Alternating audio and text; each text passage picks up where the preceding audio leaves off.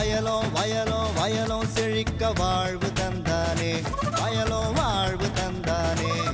அட பொன்னா விளையோ பூமிக்கு நல்ல விவரம் தந்தானே, உழவனின் உறவா வந்தானே.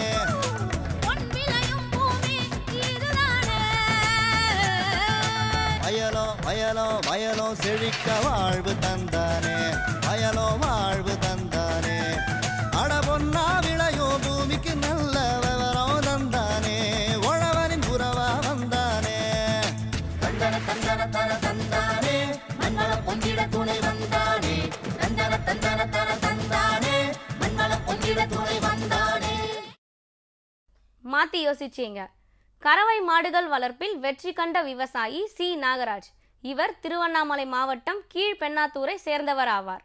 இவர் பட்ட படிப்பினை முடித்து தனது தந்தையுடன் இணைந்து அவர் மேற்கொண்டிருந்த வேளாண்மையோடு கறவை மாடு வளர்ப்பில் ஆர்வம் கொண்டு திருவண்ணாமலை கால்நடை பல்கலைக்கழக பயிற்சி மற்றும் ஆராய்ச்சி மைய வழிகாட்டுதலோடு கறவை மாடு வளர்ப்பில் புதிய தொழில்நுட்பங்களை பின்பற்றி ஆட்கள் செலவினை குறைத்து தீவனம் வெட்டும் கருவி, பால் கறவை இயந்திரம் போன்றவற்றினை பயன்படுத்தியும் தானுவாஸ் தாது உப்பு கலவை, தானுவாஸ் கிராண்ட் டானிக் போன்றவற்றினை கறவை மாடுகளுக்கு கொடுத்து அதன் மூலம் பால் உற்பத்தியினை அதிகரித்து நல்ல வருவாயினை ஈட்டி வரும் இவரின் அனுபவங்களை நம்மிடம் பகிர்ந்து கொண்ட போது,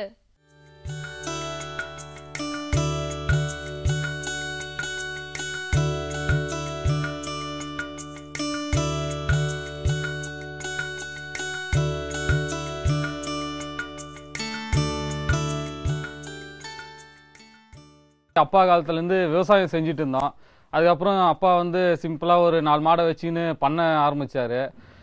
பிறகு நான் வந்து இப்போ கிராஜுவேட் முடிச்சுட்டு வந்து நவீன பண்ணை செய்யலான்னுட்டு ஒரு எக்ஸ்ட்ரா ஒரு 10 மாடு வாங்கி செஞ்சிட்ருக்கோம். இப்போ மாடு மட்டும் வாங்கினா பத்தாது, எக்ஸ்ட்ரா வந்து வேலை உழைப்புலாம் வந்து குறையணுன்றதுக்காக அதுக்கு முந்தி கையால் கறந்துட்டு இருந்தோம். இப்போ கரோல் மிஷின் வாங்கியிருக்கோம். அதுக்கப்புறம் பில்லு கட் பண்ணுறதுக்கு அதுக்கு முந்தி கையால் அறுத்துட்டு இருந்தோம். ஆள் செலவுலாம் அதிகமாச்சு. இப்போ வந்து அதுக்குன்ட்டு நம்ம கால்நடை பராமரிப்பு துறையிலேருந்து இலவச சாப் கட்ரு, அதாவது பில்லு கட் பண்ணுற மிஷின்லாம் வந்து மானியத்தில் வழங்கியிருக்காங்க. அதுக்கப்புறம் பொடி பண்ணுற கட் மிஷினும் வந்து மானியத்தில் வழங்கியிருக்காங்க. அதை வச்சுன்னு இப்போ நாங்கள் அட்வான்ஸாக பண்ணிகிட்டு இருக்கோம். அதுக்கு முந்தி பார்த்திங்கன்னா எங்களுக்கு வந்து செலவு இப்போ பண்ணையில் வந்து செலவு வந்து அதிகமாகச்சு. இப்போ வந்து செலவு வந்து பண்ணையில் ரொம்ப கம்மியாகுது. அதுக்கு முந்தி பார்த்திங்கன்னா அடர் தீவனத்தினுடைய செலவு வந்து எங்களால் கட்டுப்படுத்த முடியாத அளவுக்கு நஷ்டத்தில் தான் போயிட்டு இருந்துச்சு. இப்போ வந்து ரீசனாக கொஞ்ச நாளுக்கு முந்தி பார்த்திங்கன்னா இந்த கோ4 பில்லு, கோஎஃப்எஸ் 29 சோளம், அதுக்கப்புறம் வந்து நம்ம விவசாய கால்நடை பராமரிப்பு துறையில் வந்து இந்த தனுவாஷ் சொல்யூஷனு, இதெல்லாம் வந்து அவங்களாம் வந்து அப்பப்போ வந்து ரெக்கமெண்ட் பண்ணியிருந்தாங்க. ரெக்கமெண்ட் பண்ணிவிட்டு செஞ்சுட்டு இருந்தனால இப்போ வந்து அட்வான்ஸாக பண்ணிகிட்டு இருக்கோம். அதுக்கு முந்தைய வந்து இப்போ இந்த பால் பண்ணை வந்து எங்களுக்கு நஷ்டத்தெல்லாம் போயிருந்துச்சு. இப்போ வந்து இப்போ எல்லாமே வந்து எல்லாம் மிஷினரி ஐட்டமாக மாறிடவே இப்போ நல்ல லாபகரமாக போயிட்டுருக்கு. அதுக்கு முந்தைய வந்து 4 மாட்டுக்கு அவருடைய செலவு வந்து இப்போ ரொம்ப இந்த பசுந்தீவனம் கோ4, இந்த கோஎஃப்எஸ் 29 சோளம் இதெல்லாம் போகிறதுனால அடர் தீவனத்தினுடைய செலவு வந்து இப்போ குறைஞ்சி இப்போ எங்களுக்கு ஓரளவுக்கு லாபகரமாக இருக்குது. எங்களுக்கு வந்து இப்போ கொள்முதல் பார்த்திங்கன்னா நாங்கள் பண்ண வச்சதுனால அர்ச்சன் கம்பெனிக்காரங்க வந்து இங்கே வந்து பால் கொள்முதல் படுத்திக்கிறாங்க. ரேட்டை வந்து இப்போ நல்ல ரேட்டு கொடுத்துட்ருக்காங்க. இப்போ பால் பண்ணை வந்து நல்லபடியாக போயிட்டுருக்கு. கண்ணுட்டிங்க வந்து கெடேரிங்க வந்து அது தனியாக சேல்ஸ் பண்ணுறோம். அது நல்லபடியாக ஒரு லாபத்தை கொடுத்துட்ருக்கு. அதே மாதிரி பழைய தீவன முறைங்களை வந்து எங்களுக்கு நிறைய நஷ்டத்தை ஏற்படுத்துச்சு. இப்போ வந்து தீவன முறைக்கு வந்து எங்களுக்கு பிரச்சனை இல்லை, ரொம்ப வந்து செலவு கம்மியாகுது, நல்ல லாபமாக இருக்குது. பால் பண்ணை செய்யறதுனால வந்து எங்களுக்கு எந்த ஒரு நஷ்டமும் இல்லை. நம்ம தமிழ்நாடு கால்நடை பல்கலைக்கழகத்து பயிற்சி மற்றும் ஆராய்ச்சி நிலையத்தினுடைய அணுகுமுறையினால் அவங்களுடைய அறிவுரையினால் எனக்கு நிறைய அட்வான்ஸான விஷயங்கள்லாம் கிடச்சிக்குது. இன்னொன்று பார்த்தீங்கன்னா இந்த தனுவாஷ் கிராண்ட் டானிக்ன்றதுனால இது வந்து பால் கறக்கிற மாட்டுக்கு மட்டும்தான் போடணும். ஒரு வேலைக்கு ஒரு பாக்கெட், அதாவது இதில் பார்த்தீங்கன்னா மைக்ரோ ஆர்கன்ஸ் நிறைய இருக்குது. அதனுடைய மாடுனுடைய ஜீரணிக்கக்கூடிய தன்மைகள் நிறைய இருக்குது. இதனால் வந்து மாட்டினுடைய பால் சுரக்கும் தன்மை நிறைய இருக்குன்றதுனால அவங்க வந்து எனக்கு வந்து கூப்பிட்டு பயிற்சி கொடுத்து இலவசமாக கொடுத்து அறிவுரை கொடுத்து இந்தமாரி இந்த டைமில் வந்து பூச்சி மருந்து போடுங்க, இந்த டைமில் வந்து தடுப்பூசி போடுங்க, இந்த டைமில் வந்து இதெல்லாம் பண்ணுங்க அப்படின்னு சொல்லிட்டு அவங்களுடைய அறிவுரையினால் வந்து நான் இப்போ பண்ணுறதுனால எனக்கு இன்னும் பண்ண வந்து நல்ல லாபகரமாக இருக்குது. எனக்கு இன்றைக்கி வந்து மாதம் பார்த்தீங்கன்னாக்கா நிகர் லாபமே வந்து எனக்கு 25,000க்கு மேலே ஆகுது. என்ன மாதிரி மேலும் விவசாயிங்க வந்து இளைஞர்கள் வந்து இந்த பண்ணையை உருவாக்கணும்னு நீங்கள் நினச்சிங்கன்னா இந்தமாரி நம்ம தமிழ்நாடு கால்நடை வளர்ப்புத்துறையினுடைய பயிற்சி மற்றும் ஆராய்ச்சி நிலையத்தில் போய் பயிற்சி எடுத்துக்கின்னு நல்லபடியாக முன்னேறுகின்றதுனால என்னுடைய ஒரு வேண்டுகோள். இந்தியாவில் கறவை மாடுகளில் சினை தங்காமை எருமை மற்றும் பசுமாடுகளில் 30 முதல் 40% உள்ளதாக ஆய்வுகள் தெரிவிக்கின்றன. கறவை மாடுகள் சரியான நேரத்தில் சினை பிடித்து வருடம் ஒரு கன்றினை பெற்றால் மட்டுமே பால் பண்ணையை லாபகரமாக நடத்த முடியும். குறிப்பாக சினை தங்காமை என்பது பல்வேறு காரணங்களால் ஏற்படுகிறது. இதனை சரியான முறையில் கால்நடை மருத்துவர்களின் ஆலோசனை பெற்று நிவர்த்தி செய்ய வேண்டும். அந்த வகையில் இன்றைய வேளாண் தொழில்நுட்ப பகுதியில் கறவை மாடுகளில் சினை தங்காமைக்கான காரணங்களும் அதற்கான தீர்வுகளும் குறித்து விளக்குகிறார் திருவண்ணாமலை கால்நடை பல்கலைக்கழக பயிற்சி மற்றும் ஆராய்ச்சி மைய உதவி பேராசிரியர் டாக்டர் ஆர் ராஜ்குமார் அவர்கள்.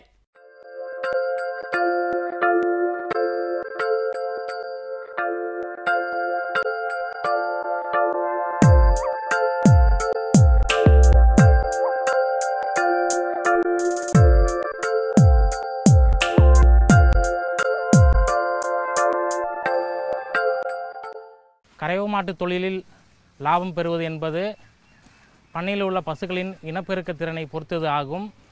கறவை மாடுகள் சரியான காலத்தில் சினையுற்று வருடம் ஒரு கன்று தவறாமல் கன்று ஈனும் பொழுது பால் உற்பத்தி திறன் அதிகரிக்கிறது.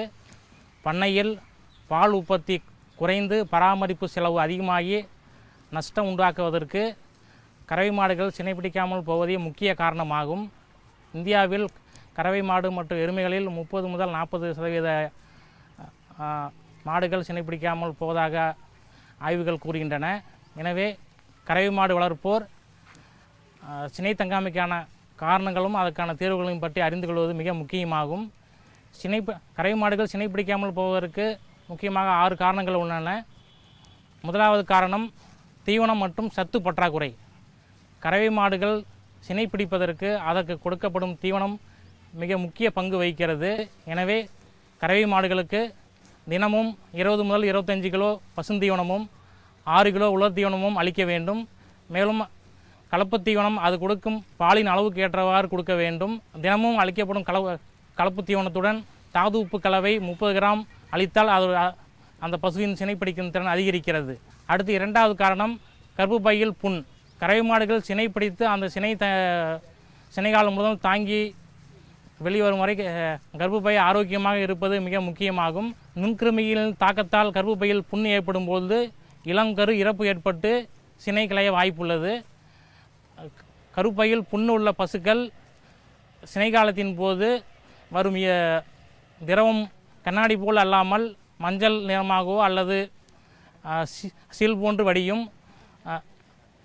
கர்ப்பப்பையில் புண்ணு ஏற்படுவதை தவிர்க்க நோயுற்ற புலிகால்களை இனச்சேர்க்கைக்கு பயன்படுத்துவதை தவிர்த்தல் வேண்டும். செயற்கை முறை கருவூட்டலை முறையாகவும் சுகாதாரமாகவும் செய்தல் வேண்டும். கன்று ஈனும் காலத்தில் கன்று ஈனும் இடம் சுகாதாரமாக வைத்திருத்தல் வேண்டும். கன்று ஈனும் போது ஏதேனும் பிரச்சனை ஏற்பட்டால் அதை கால்நடை மருத்துவரை கொண்டு சுகாதார முறையில் வெளியேற்றி சிகிச்சை செய்ய வேண்டும். கன்று ஈன்ற பின் நஞ்சு கொடியானது 8 மணி நேரத்துக்கு மேல் தங்கியிருந்தால் அதை கால்நடை மருத்துவரை கொண்டு சுகாதார முறையில் அகற்றி உரிய சிகிச்சை செய்தல் வேண்டும். கர்ப்பப்பையில் புண்ணு உள்ள பசுக்களை உரிய ஆன்டிபயோட்டிக் மருந்து கொண்டு சிகிச்சை செய்து முழுமையாக குணமடைந்த பின்பே கருவூட்டலுக்கு பயன்படுத்த வேண்டும். மூன்றாவது காரணம் இனப்பெருக்க உறுப்புகளில் குறைபாடுகள். மரபியல் மற்றும் பிறவி கோளாறுகளால் இனப்பெருக்க உறுப்பில் குறைபாடுகள் இருந்தால் அந்த மாடு சினைப்பிடிக்காமல் போக வாய்ப்புள்ளது. கருக்குழாய் பிரச்சனை உள்ள பசுக்களை சிகிச்சை மூலம் குணப்படுத்துவது கடினம் என்பதால் இக்குறையுள்ள பசுக்களை பண்ணையிலிருந்து அகற்றிவிட வேண்டும்.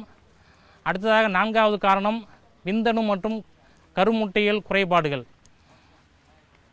வயது முதிர்ந்த பசு மற்றும் காளைகளில் முறையே குறைபாடு உள்ள கருமுட்டை மற்றும் விந்தணு சில சமயங்கள் வெளிவருவதால் வயது முதிர்ந்த மாடுகள் சினைப்படுத்துவதில் தாமதம் ஏற்படலாம். எனவே பண்ணைகளில் வயது முதிர்ந்த மாடுகளை அகற்றிவிட வேண்டும். கறவை மாடுகள் சினை தங்காமல் போவதற்கான 5வது காரணம் ஹார்மோன் குறைபாடுகள். கறவை மாடுகள் சினை பருவத்துக்கு வருவதற்கும் சினை பிடிப்பதற்கும் அதன் உடலில் சில ஹார்மோன்கள் சரியான அளவில் சுரப்பது அவசியம். சில ஹார்மோன்கள் சரியான அளவில் இல்லாத போது மலட்டுத்தன்மை ஏற்படுகிறது. உதாரணமாக லூட்னைசிங் ஹார்மோன் அதாவது LH என்ற ஹார்மோன் அளவு குறையும் பொழுது சூலகத்திலிருந்து கருமுட்டை வெளிவராமல் போகலாம் அல்லது தாமதமாக வெளியேறலாம் அல்லது சூலக கட்டியாக மாறலாம். எனவே இக்குறைபாடுகளை கால்நடை மருத்துவரை கொண்டு கண்டறிந்து உரிய ஹார்மோன் சிகிச்சை செய்து அதனுடைய சினைப்பிடிக்கும் திறனை அதிகப்படுத்தலாம். கறவை மாடுகள் சினைப்பிடிக்காமல் போவதற்கான 6வது காரணம் பராமரிப்பு குறைபாடுகள். பராமரிப்பில் சரியான சினைப்பருவத்தை கண்டறிய தவறுதல் மிக முக்கியமாக காணப்படுகிறது. சரியான சினைப்பருவத்தை கண்டறிவதற்கு சினைப்பருவ அறிகுறிகள் தெரிந்திருப்பது முக்கியமாகும்.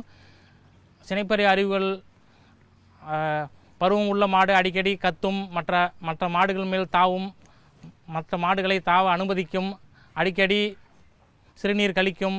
பண்ணையாளர்கள் தினமும் காலை மற்றும் மாலை வேளைகளில் 10 நிமிடமாவது உன்னிப்பாக இந்த பருவ அறிவுகளை கண்காணித்து வந்தால் அது பருவத்தில் உள்ளதை அறியலாம். அடுத்ததாக பருவம் உள்ள மாடுகளை சரியான நேரத்தில் கருவூட்டல் செய்ய தவறினாலும் சினைப்பிடிக்காமல் போக வாய்ப்புள்ளது. கறவை மாடுகளில் சினைப்பருவம் தோராயமாக 18 முதல் 24 மணி நேரம் இருக்கும். எனவே பருவம் ஆரம்பத்திலிருந்து 9 முதல் 24 மணி நேரம் கழித்து கருவூட்டல் செய்தால் அது சினைப்பிடிக்க அதிக வாய்ப்புள்ளது. எனவே உரிய நேரத்தில் சினை ஊசி போடுதல் மிக முக்கியமாகும். அடுத்ததாக சினைப்படுத்தும் தருணத்தில் ஸ்ட்ரெஸ் அதாவது அயர்வு ஏற்படும் பொழுதும் சினைப்பிடிக்காமல் போகிறது. கருவூட்டும் நேரத்தில் மாடுகளை அடித்தல், துன்புறுத்துதல், அதிக தூரம் நடத்தி செல்லுதல் போன்ற காரணங்களால் அதனுடைய சினைப்பிடிக்கும் திறன் குறைகிறது. எனவே கருவூட்டல் செய்யும் மாடுகளை துன்புறுத்தக்கூடாது. சாதகமற்ற தட்பவெப்ப சூழ்நிலை காரணமாகவும் கறவை மாடுகள் சினைப்பிடிக்காமல் போக வாய்ப்புள்ளது. அதிக வெயில் காலங்களில் அதிக வெயில் கறவை மாடுகளில் தாக்கும் பொழுது அதனுடைய சினைப்பிடிக்கும் திறன் குறைகிறது. எனவே அதிக வெயில் காலங்களில் அதன் உடலில் தண்ணீர் தெளித்தோ எருமை மாடுகளில் குட்டைகளில் நீந்தவிட்டோ அதனுடைய வெப்பத்தை தணிக்கலாம். சூலக நீர்ப்பை அலைமாற்றம் மூலம் சினைப்படுத்தும் திறனை அதிகப்படுத்தல் என்ற புதிய தொழில்நுட்பத்தை வெளியிட்டுள்ளது. 2 சூலக நீர்ப்பை அலைகள் கொண்ட பருவ சுழற்சியை 3 சூலக நீர்ப்பை அலைகளாக மாற்றுவதற்கு பருவம் ஆரம்பத்திலிருந்து 6வது நாளில் GnRH என்ற ஹார்மோன் ஊசியை செலுத்துவதன் மூலம் 2 சூலக நீர்ப்பை அலையை 3ஆக மாற்றலாம். இவ்வாறு செய்வதன் மூலம் சினைப்பிடிக்கும் திறன் 30 முதல் 40% அதிகமாவதாக ஆய்வில் கண்டறியப்பட்டுள்ளது. மேலும் இவ்வாறு இந்த ஹார்மோன் ஊசி செலுத்துவதால் புரொஜெஸ்டரான் ஹார்மோன் அளவு அதிகமாகி சினைப்பிடிக்கும் திறன் அதிகமாகிறது என்று ஆய்வில் கண்டறியப்பட்டுள்ளது. எனவே இந்த தொழில்நுட்பத்தையும் பண்ணையாளர்கள் பயன்படுத்தி கொண்டு தங்களுடைய பசுக்களின் சினைப்பிடிக்கும் திறனை அதிகப்படுத்திக் கொள்ளலாம். மேலும் உங்களுக்கு சந்தேகம் ஏதும் இருந்தால் திருவண்ணாமலை பச்சையம்மன் கோயில் தெருவில் உள்ள எங்களது கால்நடை பல்கலைக்கழக பயிற்சி மற்றும் ஆராய்ச்சி மையத்தில் நேரிலோ அல்லது தொலைபேசி மூலமோ தொடர்பு கொண்டு உங்களுடைய சந்தேகத்தை தீர்த்து கொள்ளலாம். மேலும் மற்ற மாவட்டத்தில் உள்ள பணியாளர்களும் அந்தந்த மாவட்டத்தில் உள்ள இந்த பயிற்சி மையங்களை அணுகி உங்களுடைய சந்தேகங்களை நிவர்த்தி செய்யலாம்.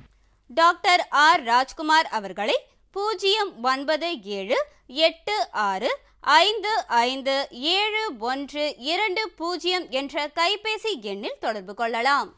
மீண்டும் நாளைய பொன் விளையும் பூமி நிகழ்ச்சியில் பல புதிய தகவல்களோடு சந்திப்போம். நன்றி, வணக்கம்.